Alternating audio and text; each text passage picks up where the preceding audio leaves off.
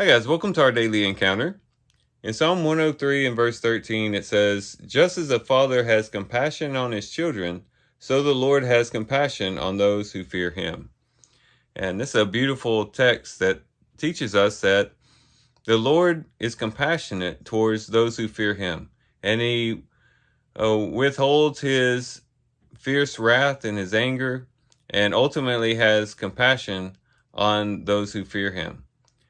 And it doesn't mean that he won't discipline. In Hebrews chapter 12, we read that as a father disciplines his child, so the Lord disciplines those that are his. And that's done out of love, it's done out of correction, and it's done for restoration.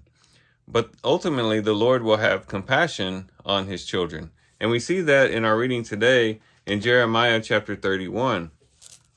Here he's talking about Ephraim, and Ephraim was one of the main tribes of the northern tribes, and so all the northern tribes were kind of just called Ephraim because Ephraim was one of the elite tribes among the northern tribes. But in Jeremiah 31 and verse 29 it says, "Is Ephraim my dear son? Is he a delightful child? Indeed, as often as I have spoken against him, I certainly still remember him. Therefore my heart yearns for him. I will surely have mercy on him, declares the Lord." And just a real tender word from the Lord towards people who had been very rebellious against him, who had really gone after their own ways and had served other idols and gone after the ways of the nations around them.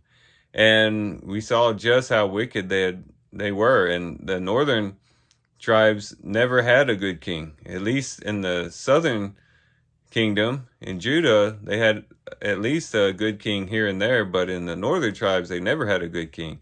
And yet still the Lord has an eye of compassion for them.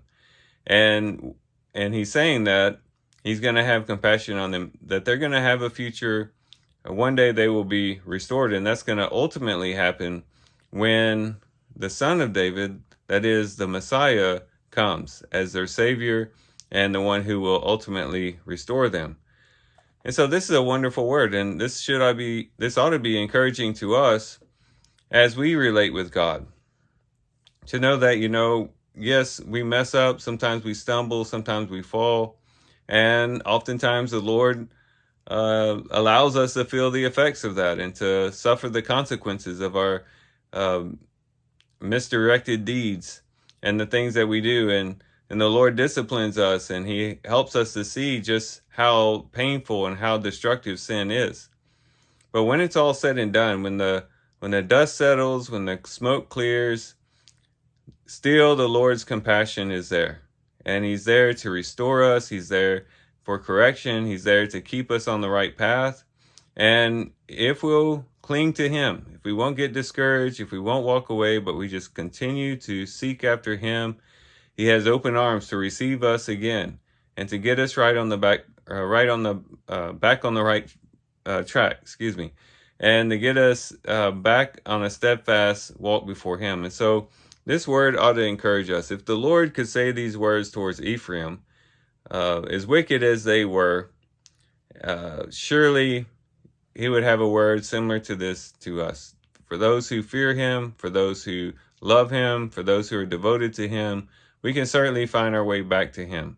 And he will certainly find us again, and we can be restored. So here's some things we can reflect on and think about as we do a reading today. With that, guys, I do thank you for watching the video today. Hope you guys have a great day. Love you guys. God bless.